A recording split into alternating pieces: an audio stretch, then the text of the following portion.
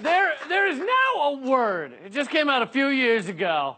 And you can say it, and it will instantly divide the room. It's amazing. People just start yelling at each other, "You're a fucking idiot!" And someone will end up crying. At least a few people look kind of bored out of their minds. It's really incredible. That word is Bitcoin. You just say Bitcoin, and everyone flips the fuck out. A nerd orgasms in his pants, like, and there's all three people always fall asleep, at least three. And I figure it's high time we really delve into this topic, since a single Bitcoin now is supposedly worth like about the same as the shoes little Baron Trump wears, roughly $14,000. And to think he'd probably give up every dollar he has in exchange for his father to remember his name one time, just one time, one time. It's okay, little fella. It gets better. In order to understand Bitcoin, you have to first realize what money is to begin with, because we use money all day. You buy a sandwich or a hat or a late night back alley foot job or whatever you're into, and you don't really think about what it is. We never stop to think about it. Money started as an IOU. It was a note, right? It said, "I owe you 3 chickens," or whatever.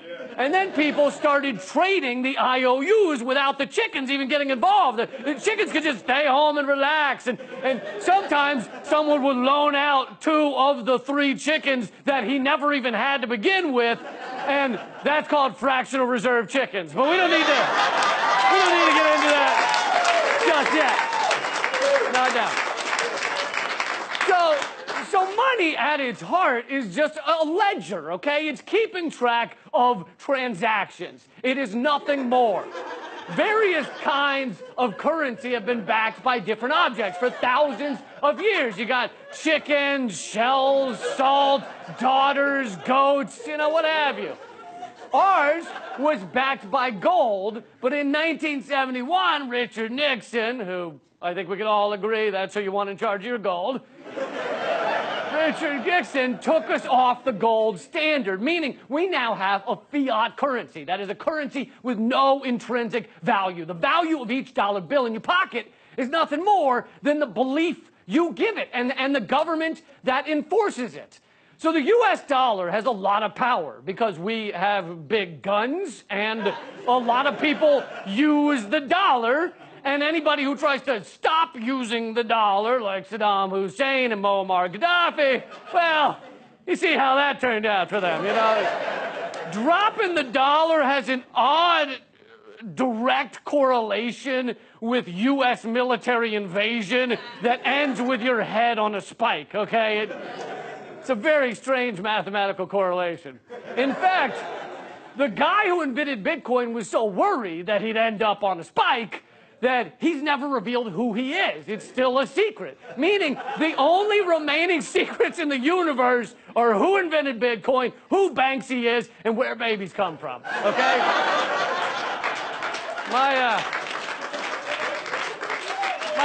My dad and I never really got to talk much when I was little. So Bitcoin is an encrypted ledger of transactions that is global, fast, and free to use. And perhaps the best way to explain it is to go through the arguments people have against it. People say, it's not backed by anything, there's nothing behind it, it's not backed by anything. There's nothing, there's nothing that you can hold. You're like, I have a thing. Bitcoin has no chickens, okay? There's no chickens behind it. But neither does the US dollar. It's not backed by anything either. And over 90% of US dollars aren't even printed. So you can't even point to a green piece of paper with a racist white dude and say, there it is. There it is. 90% of it is never printed. Bitcoin is not the first digital currency because the US dollar is a digital currency. Most of it is only on computers, created by secretive central banks run by fat guys sitting around a long boardroom table, sweating through their blazers and itching underneath their moves, The reality of the situation, all right? The Federal Reserve is a private entity, and the Federal Reserve banks 2015 estimated net income was $100.2 billion. They then transferred approximately $97.7 billion of that to the U.S. Treasury. So that means they profit about $2.5 billion simply for going poof, there's your money. Ta-da! And keep in mind, it's not printed, all right? Most of it's not printed. So really, they get $2.5 billion for just going, money! There it is, I just did it. It makes as much sense as paying someone $1 billion for, like, picturing the color blue in their mind. What effort did that take? On top of that, there's no maximum amount of dollars that we can print. You know, we just keep pumping them out like a mullet-headed couple firing new kids out onto the lawn all summer long. The national debt doesn't even matter because we can print as much money as we want. Bitcoin, on the other hand, has a maximum amount of 21 million Bitcoins. That is all there will ever be. The next question people ask is, how do I trust it? I don't know who runs it, who could steal or manipulate it.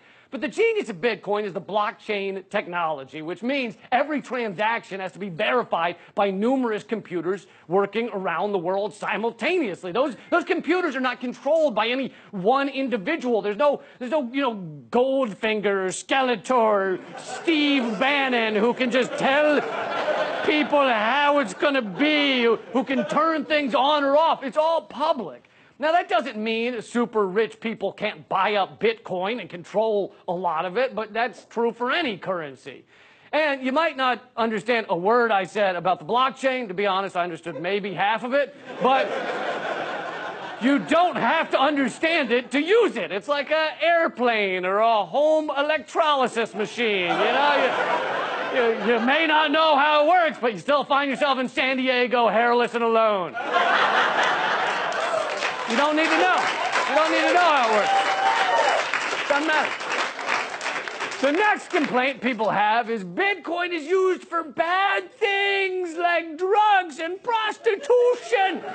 Naughty things.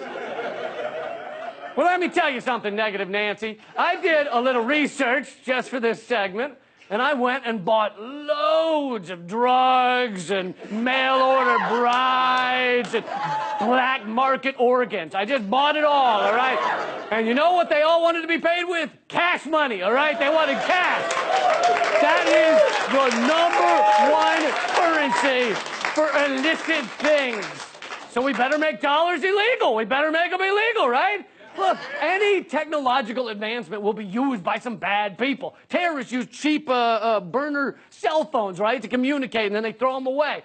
So I guess we better go back to smoke signals and tin cans attached with a string, you know? But what if the terrorists start using the tin cans? Fuck!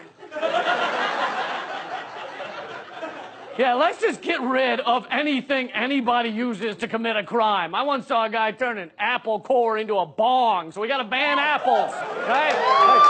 I saw a guy freebase heroin off a spoon, so no more spoons!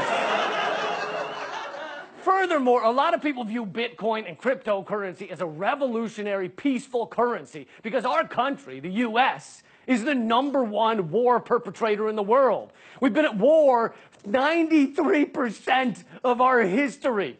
We are to war what a proctologist is to smelling bad, all right? The two go hand in hand. And where does all that money come from to constantly be at war? It comes from the U.S. dollar. And by using it for everything, we give it power. So that's why a lot of people consider cryptocurrencies as pro-peace.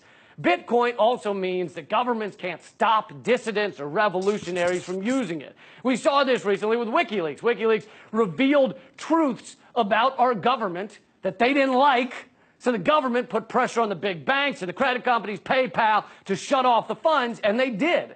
Now, it kind of backfired because after that, Wikileaks switched to Bitcoin, and now they're richer than Beyonce standing on Warren Buffett, so whoops. Whoops on that one. Crypto Cryptocurrency is also a pro-people idea because there are 2.5 billion people in this world who don't have bank accounts or aren't allowed to.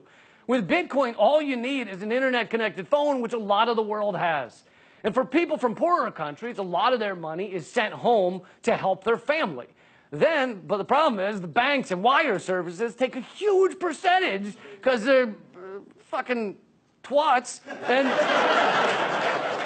sometimes as much as 30%, but with Bitcoin, the cost is near zero. Look, innovation is always impeded by those who stand to lose the most. And right now, that's our corporate government and Wall Street. When the automobile was first unveiled, Big Carriage was not happy about it, all right? Big Wagon was very upset. And they pressured the UK to pass a law that set the speed limit to 2 miles per hour. And another required a person to walk in front of the vehicle waving a red flag at all times. Seriously, watch out! A fucking car's coming through! This shit's crazy! Maybe that'll be the next Wall Street regulation. Every time you use a Bitcoin, you have to have a flag man sitting next to you at your computer just going, cryptocurrency's coming through! Hide your kids! No one knows it's gonna happen!